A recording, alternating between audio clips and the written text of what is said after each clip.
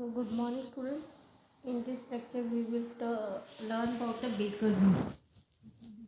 जो है that is the Saccharomyces cerevisiae. हमने देखा है कि Saccharomyces cerevisiae जितनी भी हमने प्रोडक्शंस की हैं, प्रोडक्शंस कौन सी प्रोडक्शन है वो सारी उसमें मोस्ट ऑफ द टाइम कौन सा ये यूज़ हो रहा है most of the time Saccharomyces cerevisiae use हो रही है. Saccharomyces cerevisiae जो है बेकर्स यीस्ट भी इनको बेकिंग में और फर्मेंटेशन में इसको यूज़ करते हैं, इसलिए हम इसको बेकर यीस्ट बोलते हैं. और जो बेकर यीस्ट है, अब देखो इतनी इंडस्ट्री में यूज़ हो रहा है, इतनी लार्ज अमाउंट में अल्कोहल बन रही है, तो दैट मीन्स बेकर यीस्ट भी होएगा, वो भी लार्ज स्केल पे हमने बनाना है. तो कमर्शियल प्रोडक्शन हमने कैसे करनी है, इसमें हमने क्या करना है, पहले हमने pure culture of selected strain of Saccharomyces cerevisiae लेनी है. उसके लिए हम जैसे कि हमारे पास जो लैब में क्या है, स्टेराइल कल्चर हमने ले लिया टेस्ट ट्यूब में. और द टेस्ट ट्यूब कल्चर ये है, इसकी हमने increase to a suitable volume for the commercial production. ये देखो पहले हम इसको यहाँ तक आप देख रहे हो टिल दिस. ये क्या हो रहा है, पहले टेस्ट ट्यूब में हमने लिया, टेस्ट ट्यूब में इमेजिन 10 ml है, फिर हमारा जो फ्लास्क में 100 ml है, फिर जैसे जैसे स्मॉल स्केल फर्मेंटर 1 लीटर है, 5 लीटर है, 10 लीटर है, उसके बाद अल्टीमेटली इस फर्मेंटर में आ रहा है. तो ये फर्मेंटर क्या होएगा, ये फर्मेंटर जो है that will be in the 1000 litres.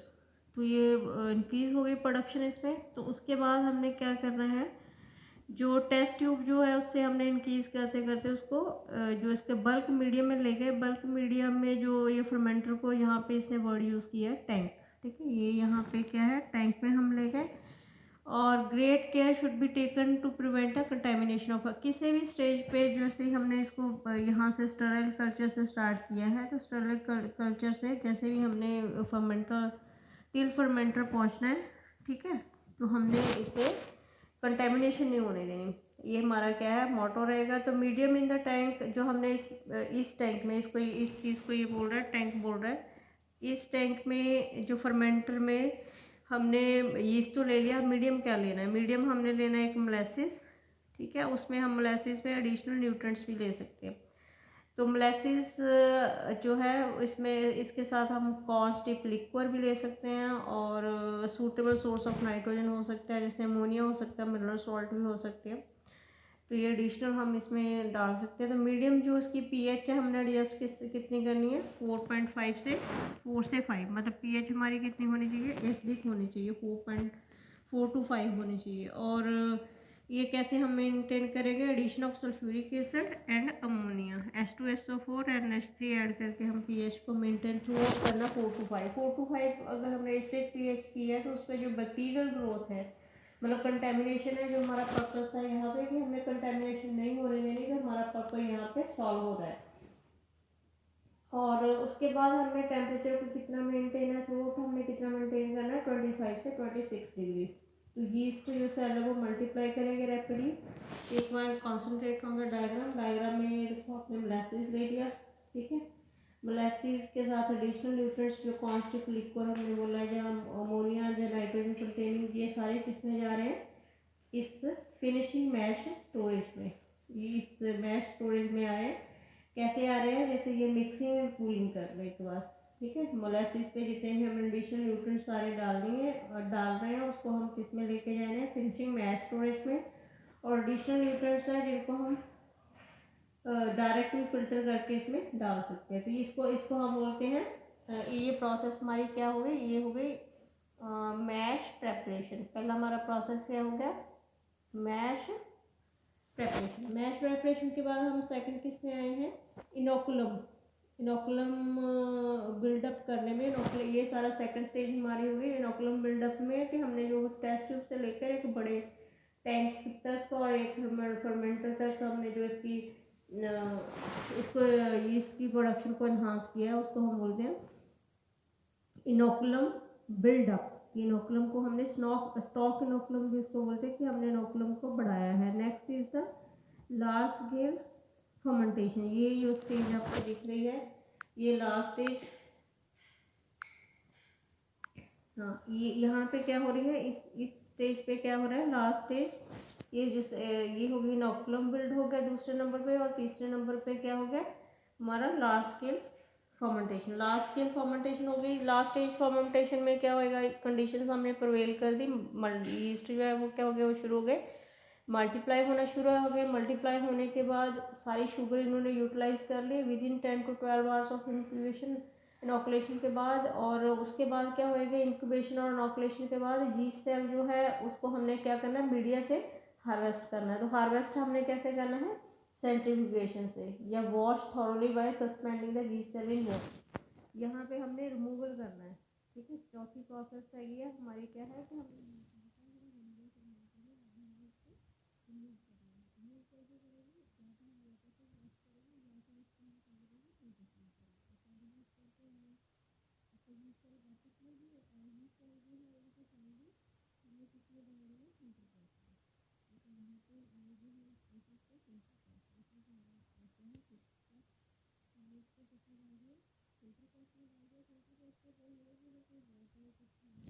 क्या कोई लिक्विड है, जो मोलेसिस अभी भी यीस्ट सेल के साथ है, तो फिल्टर प्रेस में जैसे ये फिल्टर होएगा, ये सारे इसको लिक्विड और सॉलिड को सेपरेट कर देगा। Yeast cell is finally subjected to filter press, result in the production of filter cake. यहाँ पे क्या बनने शुरू हो जाएगी, फिल्टर केक बनने शुरू हो जाएगी। तो ये 6 प्रोसेस को अपन बोलना है, compression of cell paste into yeast cakes. ये जो सेल का पेस्ट था वो किस में कन्वर्ट हो गया, 6 नंबर पे पेस्ट बन गया। अब पेस्ट बनने के बाद उसको हमने क्या कर दिया, पैक कर दिया। पैक करवाने के बाद उसको हमने क्या किया, पैकेजेस को मिक्स्ड एंड यहाँ पे हमने रेफ्रिजरेटर कर दिया। ये मिक्स एंड एक्सट्रूडर जो है इसके इसमें फिल्टर पेपर के फिल्ट्रेशन के बाद है, उसके बाद हमने जो भी हमारा केक बन गया उसको हमने पैक कर दिया। पैक के बाद उसको रेफ्रिजरेट कर लिया, स्टोरेज कर लिया। तो baker yeast is used in baking industry to bring about the desired change in the texture and flavor of the baked product.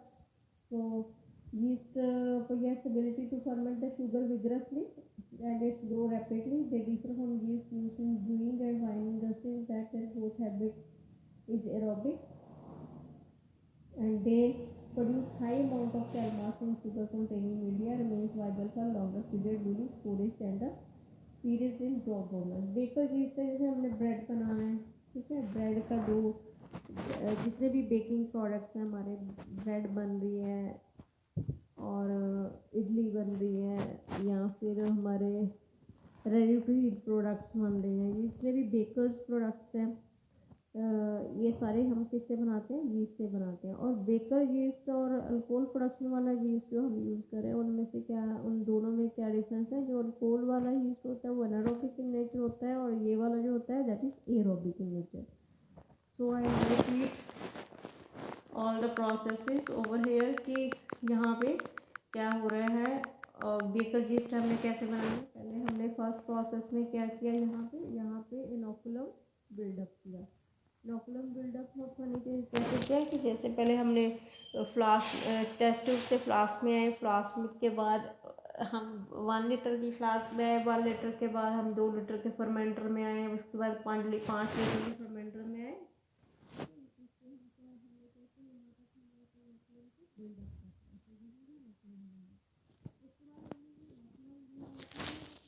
क्या है वो यूज देकर